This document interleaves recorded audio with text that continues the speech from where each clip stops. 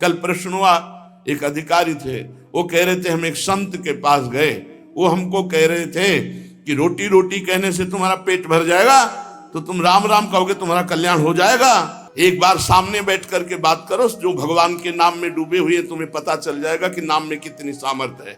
नाम सच्चिदानंद की होड़ रोटी से निकाल रहा है, मलमूत्र के भांड शरीर का पोषण करने वाली रोटी से उस सच्चिदानंद का नाम, जिसका नाम सुमिर पवन सुत पावन नामू, अपने बस करी राखे रामू, जिसके नाम के बल से तुम्हें हम क्या क्या बताएं। जो आज जो कुछ भी शून्य के आगे अंक लगा वो नाम ही है, नहीं सब शून्य है। नाम धाम रूप लीला इनकी अवहेलना करके पता नहीं कौन से सिद्धांत से भगवत प्राप्ति कराना चाहते हैं, कौन से सिद्धांत का ज्ञान नहीं है। अष्टांग योग, सांख्य योग, कर्म योग, भक्ति योग, यही तो योग है। बचपन से इन्हीं योगों में तो धूल धूसरित हुए, तब हम बोल रहे हैं राधा राधा राधा राधा।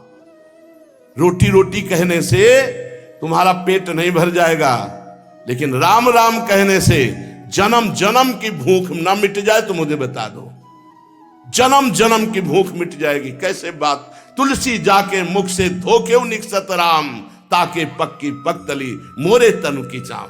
अभी भगवान की कृपा है कि कहीं कहीं भगवत प्रेमी महात्मा भगवत मार्ग की पुष्टता प्रदान करने वाले शास्त्र सम्मत वचन बोलते हैं। शास्त्र के वाक्य बोलने पर मौन और निराश उदास हताश व्यक्ति के हृदय में भगवत प्राप्ति की लालसा पैदा हो जाए, ताली बजाने की हिम्मत ना हो। यार पूरी जिंदगी बर्बाद हो गई। आज महात्मा के वचन सुनकर हमारे हृदय में विवेक जागृत हुआ, आज से भजन में लगूंगा। अब लो नसानी अब ना न सही। कोई भी सिद्ध महापुरुष का नाम बताओ जो भगवान के भजन के बिना सिद्ध हुआ। गुरुवाणी जी ललकार ललकार करके जो 10 गुरु हुए, सब नाम पे हमारे सनातन धर्म के जितने भी सिद्ध महापुरुष हुए सब नाम से, कबीरदास जी, धन्ना जाट जी, रामानंद स्वामी, जितने भी महापुरुष सब भगवान के नाम से। पता नहीं अब कौन से महापुरुष पैदा हो रहे हैं जो नाम की अवहेलना, धाम की अवहेलना, मूर्ति पूजा की अवहेलना।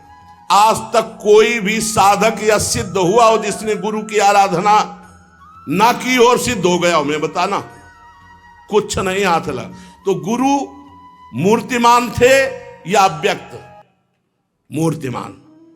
गुरु के वचन साकार थे या निराकार? साकार। गुरु के चरण साकार थे कि निराकार? और जब माथा रगड़ते तो स्थिति निराकार में हो जाती है। समझो, वेद वांग में भगवान का साकार रूप है। पता नहीं कौन सा आजकल ज्ञान हो रहा है बेमतलब कि न शास्त्र में लिखा है और न कहीं किसी संत से सम्मत है। जिस सभा में भगवान की निंदा हो, भगवान के नाम की निंदा, उठकर खड़ा होकर विरोध करके चल देना चाहिए। ये जब मर के जाएंगे तो एक बार राम उनके लिए भारी पड़ेगा यमराज को निर्णय करने के लिए। परिणाम में होता है एक मन गेहूं आज फेंक दो, कल 50 बोरी निकाल लो तो तुम्हें बहादुर समझे। समय लगता है।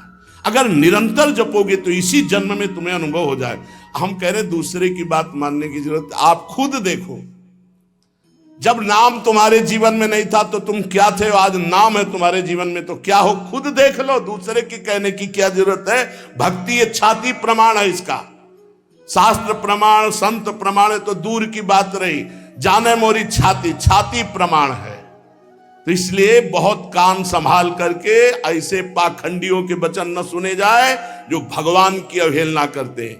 परम ज्ञानियों में शिरोमणि महान महान पुरुष सब भगवान के नाम रूप लीला धाम में लगे। हरिशरणम एक क्षण भी नहीं भूलते सनकादि। बड़ी विचित्र दशा है। कलयुग में ब्रह्म ज्ञान बिन नारी नर करें न दूसरी बात, और कौड़ी लागी लोभवत करें विप्र गुरु घात। बिल्कुल गोस्वामी जी सत्य लिख गए। जिसकी जिह्वा पे नाम है, वृंदावन की भूमि से बैठ के कह रहा हूं, भगवान की भी ताकत नहीं कि उसका मंगल कर सके। जैसे सूर्य की ताकत नहीं कि अंधकार दिखा सके, क्योंकि जहां सूर्य वहां अंधकार नहीं। ऐसे जहां भगवान का नाम है तो भगवान भी अमंगल नहीं कर सकते। इतने शास्त्रों में उदाहरण बड़े पड़े, और सबसे बड़ा उदाहरण हम और हमारी छाती है। हम किसी के सपोर्ट से नहीं चल रहे। किसी के हम सिखाए या पढ़ाए नहीं चल रहे, नाम भगवान के सपोर्ट से चल रहे हैं, नाम की गर्जना से जी रहे हैं, नाम की गर्जना से दहाड़ रहे हैं। नाम ही हमारा जीवन है। सामने आके बात करे जिसको लगता हो नाम में कितनी ताकत है। नाम ही हमारा जीवन है, नाम ही हमारा सर्वस्व है। हमें कोई गति नहीं चाहिए, बस हमारे हृदय से नाम चलता रहे। बस पूज्य भाई जी हनुमान प्रसाद पोद्दार जी की परम कृपा, उन्होंने ऐसा ठास के नाम भरा। पूज्य गुरुदेव भगवान जो बचपन से लिए उन्होंने नाम भरा। पूज्य हितजू महाराज क्वाहम तो छा परमधमा प्राणो गर्भ कर्मा यत्तन्नाम स्फुरति महिमा रेश वृंदावनस्य। राधा नाम पूज्य गुरुदेव भगवान, नाम नाम नाम, सबका सार नाम। और जो नाम ना पकड़े तो वो अपने जीवन की हाल देख लेना आगे चल के। और नाम पकड़ लिया तो चाहे कामी हो, चाहे क्रोधी हो, चाहे लोभी हो, चाहे मोही हो। भागवत में लिखा है कि पुत्र के बहाने नारायण बुलाया तो भगवान की प्राप्ति हो गई। अहो वत्सो पचतो गरीयान जिह्वाग्रे वर्तते नाम तुभ्यम। वो चांडाल भी श्रेष्ठ है जिसकी जिह्वा पर भगवान का नाम विराजमान है। एक गुरुजी ने कहा चेला को, बहुत दिन से सेवा कर रहा था, क्या चाहिए? गुरुजी जो आप उचित समझो। उसे बहुत गरीब आदमी हूं, आपकी सेवा में लगा। बोले आज वो अमोघ वस्तु देंगे जिसकी समानता त्रिभुवन नहीं कर सकती। जाओ गंगा स्नान करके आओ। गंगा स्नान करके आए। बोले बेटा राम राम राम, किसी से कहना नहीं, बहुत गुप्त चीज, अमूल्य वस्तु। गुरुजी राम राम राम, किसी से कहना नहीं। क्या दिया? चुपचाप अंदर अंदर जपना जी। बाहर गए तो गाय चरा रहे थे लोग। बोले भगत जी राम राम। गुरुजी कहे थे बड़ी गुप्त वस्तु है, अमोघ वस्तु, फुसला दिया। ये तो एक चरवाहा बोल रहा है हमसे राम राम। वही गुरुजी ने बोला है राम राम।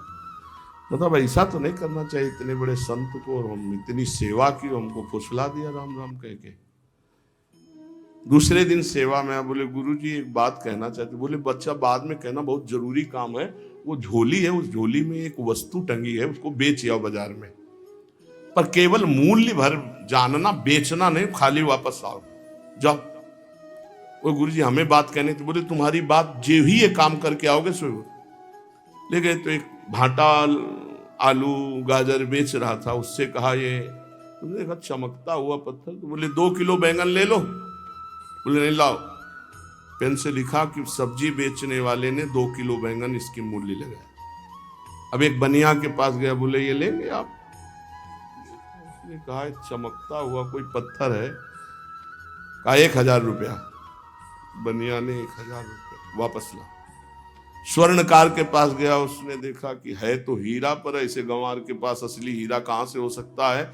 उसने कहा 1 लाख रुपए देंगे। 1 लाख रुपए स्वर्णकार ने। और जौहरी के पास गया, जौहरी ने देखा, उसने कहा कि 1 करोड़ रुपया। जौहरी सबसे बड़े जौहरी के पास गया, उसने कहा ईमानदारी के बात बताएं, हमारे यहाँ जितने हीरे सोना चांदी के आभूषण सब ले जाओ तो भी इस हीरे की कीमत नहीं है, इस लोक का है नहीं, ये अमूल्य हीरा है।